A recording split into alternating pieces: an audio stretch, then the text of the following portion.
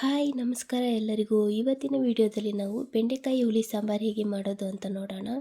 ಬನ್ನಿ ಬೆಂಡೆಕಾಯಿ ಹುಳಿ ಸಾಂಬಾರಿಗೆ ಬೇಕಾಗಿರುವ ಇಂಗ್ರೀಡಿಯೆಂಟ್ಸ್ ಏನು ಅಂತ ನೋಡೋಣ. ಒಗ್ಗರಣೆಗಾಗಿ 1/4 ಸ್ಪೂನ್ ಮೆಂತ್ಯ, 1/4 ಸ್ಪೂನ್ ಜೀರಿಗೆ ಹಾಗೂ 1/4 ಸ್ಪೂನ್ ಸಾಸಿವೆ, 2 ದೊಡ್ಡ ಸೈಜ್ ಟೊಮ್ಯಾಟೊ ಹಾಗೂ 3 ಚಿಕ್ಕ ಸೈಜ್ ಈರುಳ್ಳಿ, 1/4 kg ಬೆಂಡೆಕಾಯಿಯನ್ನು ಈ ರೀತಿ ಕಟ್ ಮಾಡಿ ಇಟ್ಕೊಂಡಿದ್ದೀನಿ. 6 ರಿಂದ 7 ಹಲ್ಲು ಸಿಪ್ಪೆ ತೆಗೆದ ಬೆಳ್ಳುಳ್ಳಿಯನ್ನು ತೆಗೆದು ಇಟ್ಕೊಂಡಿದ್ದೀನಿ. ಹಾಗೆ ನಿಂಬೆಹಣ್ಣಿನ ಗಾತ್ರದ ಹುಳಿಯನ್ನು ನೆನೆಸಿಟ್ಕೊಂಡಿದ್ದೀನಿ. ರುಚಿಗೆ ತಕ್ಕಷ್ಟು ಉಪ್ಪು, ಅರಿಶಿನ, ಸಾಂಬಾರ್ ಪುಡಿ ಹಾಗೂ ಸ್ವಲ್ಪ ನೀರು. ಬನ್ನಿ ಬೆಂಡೆಕಾಯಿ ಹುಳಿ ಸಾಂಬಾರು ಹೇಗೆ ಮಾಡೋದು ಅಂತ ನೋಡೋಣ.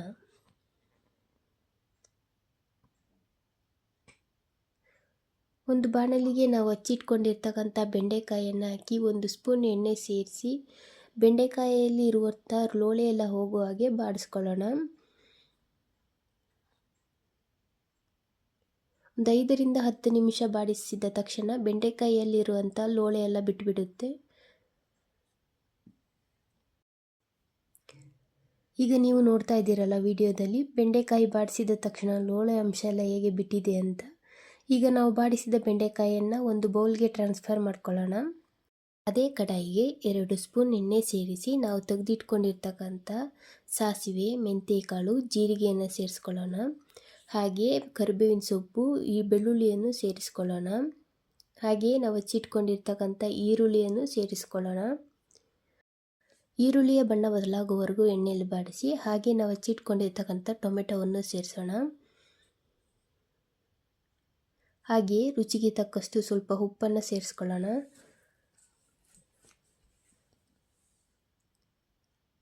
ಹಾಗೆಯೇ ಸ್ವಲ್ಪ ಅರಿಶಿನವನ್ನು ಸೇರಿಸ್ಕೊಳ್ಳೋಣ.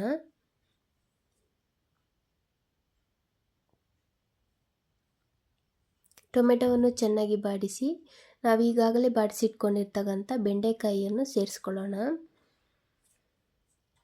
ಒಂದು 2 ರಿಂದ 3 ನಿಮಿಷ ಹಾಗೆ ಬೆಂಡೆಕಾಯಿಯನ್ನು ಬಾಡಿಸಿ 2 ಸ್ಪೂನ್ ಸಾಂಬಾರು ಪುಡಿಯನ್ನು ಸೇರಿಸ್ಕೊಳ್ಳೋಣ. ಹಾಗೆಯೇ ನಾವು ತೆಗೆದಿಟ್ಕೊಂಡಿರ್ತಕ್ಕಂಥ ಹುಳಿಯ ಪಲ್ಪನ್ನು ಸೇರಿಸ್ಕೊಳ್ಳೋಣ. ಹಾಗೆಯೇ ಬೇಕಾದಷ್ಟು ನೀರನ್ನು ಸೇರಿಸಿ ಒಂದು ಮುಚ್ಚಳ ಮುಚ್ಚಿ 7 ರಿಂದ 8 ನಿಮಿಷ ಕುದಿಯಲು ಬಿಟ್ಟರೆ ನಮ್ಮ ಬೆಂಡೆಕಾಯಿ ಹುಳಿ ಸಾಂಬಾರು ರೆಡಿಯಾಗಿದೆ. ಮನೆಯಲ್ಲಿ ಜನ ಜಾಸ್ತಿ ಇದ್ದಲ್ಲಿ 1 ಸ್ಪೂನ್ ಅಕ್ಕಿ, 1 ಸ್ಪೂನ್ ಮೆಂತ್ಯಕಾಳನ್ನು ಹುರಿದು ಪೌಡರ್ ಮಾಡಿ ಸೇರಿಸಿದರೆ ಸಾಂಬಾರು ಗಟ್ಟಿ ಬರುತ್ತದೆ. ರೆಸಿಪಿ ಟ್ರೈ ಮಾಡಿ ಹಾಗೂ ಕಮೆಂಟ್ ಮಾಡಿ. ಸಬ್ಸ್ಕ್ರೈಬ್ ಮಾಡೋದನ್ನು ಮರಿಬೇಡಿ. Thank you.